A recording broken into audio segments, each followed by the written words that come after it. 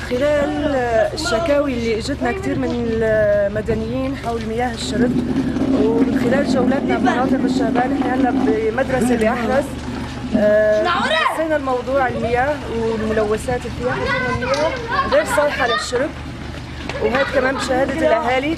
الماء ما فيها معقمه، وهي ماء من ابار جوفيه، هالابار غير معقمه عم تصل للاهالي وعم بيشربوا منها، وهذا عم يسبب حالات امراض كثيره، وعم تجينا نحن لمراكزنا كهلال احمر كردي هيك حالات.